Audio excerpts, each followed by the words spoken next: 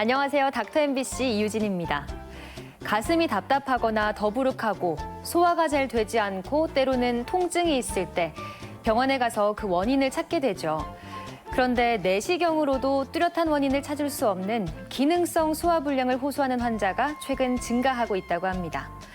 오늘은 기능성 소화불량에 대해 전주 위담한의원 권수현 원장과 함께 알아보겠습니다. 자꾸만 반복되는 소화불량. 소화제를 먹어도 별다른 효과가 없다면 음식이 아니라 다른 데의 원인이 있을 수도 있습니다. 원인 모를 소화불량의 한의학적 치료에 대해 한의사 권수현 원장과 함께 자세히 알아봅니다.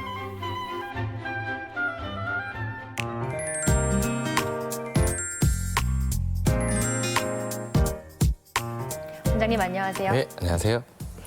네, 오늘은 기능성 소화불량에 대해서 이야기 나눠볼 텐데요. 네. 먼저 기능성 소화불량이란 어떤 질환인가요?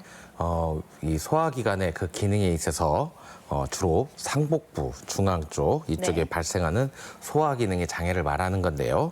이거는 다른 말로는 뭐 우리가 신경성 위염 이렇게 표현을 하기도 합니다.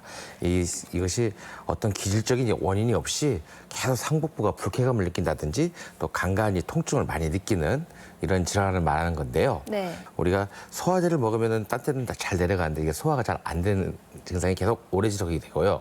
이로 인해서 생기는 또 위장 자체의 다른 병도 병발을 시킬 수 있는 원인이 될 수 있습니다. 예. 네, 아픈데 왜 아픈지 모르니까 더 답답할 것 같기도 한데요. 네. 보통 소화가 잘 안 되면 병원에 가서 내시경부터 받게 되잖아요. 네. 근데 의사 선생님들께서는 뭐 위는 깨끗하다, 괜찮다라고 늘 말씀을 하시는데 그러면 도대체 왜 소화가 안 되는 건가요? 네, 먼저 이제 양방이나 이런 데서는 내시경을 통해 가지고 이 소화불량의 원인에 대해서 설명을 하는데요. 네. 일반적으로 뭐 위염, 위궤양, 또 심한 경우에는 뭐 선정, 폴립 이런 식으로 표현을 하고 또 심한 경우 더 만성화가 되는 경우에는 위축성 위염, 뭐 장상피 화생 이렇게 내시경으로 보이는 질환을 설명을 하는데요. 네. 이런 병변들은 내시경으로 보이지만 내시경으로 보이지 않는 환자분들도 의외로 많아요. 그런데 이런 분들에 대해서 설명을 할 때 우리가 기능성 소화불량, 신경성 위염, 뭐 내지는 역류성 식도염, 과민성 대장 증후군 이렇게 좀 추상적인 이런 내용을 많이 붙이는데요. 그 외에 뭐 호르몬 이상, 자율신경의 이상 이렇게 표현을 해요. 실제적으로 병원을 이렇게 소화기 증상으로 다니시는 1차 의료기관 또 3차 의료기관 다니시는 환자분들을 체크를 해보면은 한 40% 정도가 이런 기능성 소화불량을 호소하시고요. 그다음에 한 24% 정도의 환자분들이 과민성 대장 증후군을 호소하는 추세거든요. 굉장히 많은 퍼센트를 차지하고 있기 때문에 이런 어떤 기능성 질환 여기에 대해서는 무시를 할 수가 없을 것 같습니다. 네, 딱히 눈에 보이는 문제는 없지만 증상으로 호소를 한다는 건데 그럼 한의학에서는 이런 기능성 소화불량을 어떻게 보고 계십니까? 네, 소화불량을 호소하는 환자분들 아까 한 60% 정도가 내시경에 발견되지 않는 기능성 질환을 말씀을 드렸는데요. 네. 여기 이렇게 위장을 보시면 내시경을 통해서 보이는 환자분들이 카메라가 이렇게 들어와가지고 여기 이렇게 발견을 해가지고 여기에 질병이 있는 거에 대해서는 양방에서 잘 치료를 하잖아요. 네. 근데 저희 한의학에서는 여기를 보지 않고 이 밑에 조직, 이 밑에 조직을 보는 건데요. 여기는 위장을 이렇게 주물딱주물딱 움직여주는 평활근 근육 조직이 있고 위장에다가 소화효소라든지 위산이라든지 이렇게 분비를 해주는 이런 분비 기능도 여기 있어요. 근데 이러한 분비 기능이 떨어지게 되면 위의 소화 작용, 그 화학 작용이 떨어지게 되고 특히나 이 평활근 기능이 이렇게 떨어지게 돼 버리면은 위 움직임이 떨어져서 모든 소화 이 메커니즘이 떨어질 수밖에 없어요. 따라서 이러한 평활근이나 분비 기능을 떨어뜨리는 원인 물질 한방에서 그걸 담이라고 표현을 하는데요. 네. 이 담을 제거를 함으로써 위장 질환에 특히 소화불량을 치료하는 방법으로 삼고 있습니다. 네, 담을 제거한다고 하셨는데 이 담을 제거하는 치료는 어떻게 진행되나요? 네, 공복때 먹는 약을 통해 가지고 한약재를 통해서 이 점막 하 조직으로 약이 흡수가 돼서 아까 그 기능을 떨어뜨려주는 담을 제거를 시켜주는 그런 치료를 하고요. 더불어 위장 쪽 이 바깥쪽이죠. 이 바깥쪽에 그런 담이 수년간 누적돼가지고 쌓이게 되면 단단하게 굳어지거든요. 네. 이렇게 굳어지는 거는 심부로 투과되는 심부 온열치를 통해서 이러한 원인을 제거를 해야 돼요.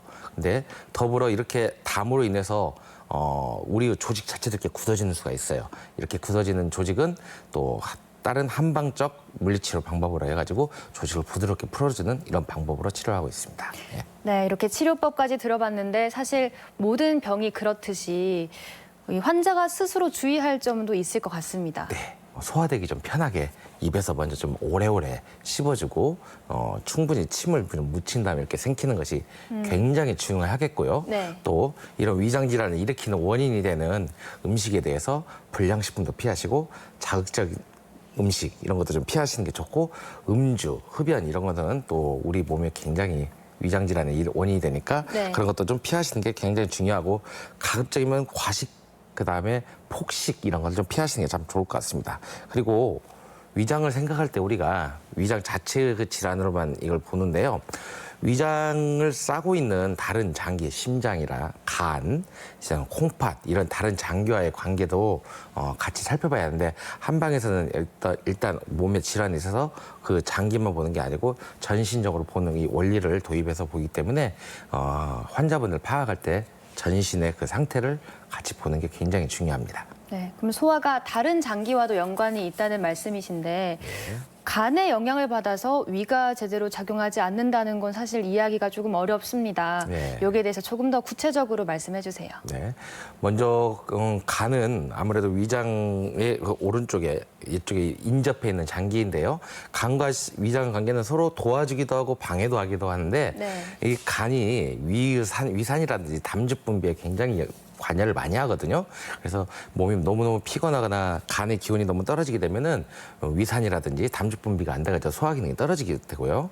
반대로 간이 너무 항진되거나 또 우리가 화가 나거나 이렇게 스트레스를 받게 되면은 간의 기능이 너무 항진돼서 위산이 너무 많이 분비되게 되면 위장 이 내벽 쪽에 궤양성 질환이 발생하고 네. 또 담즙의 역류까지 가져올 수가 있어요.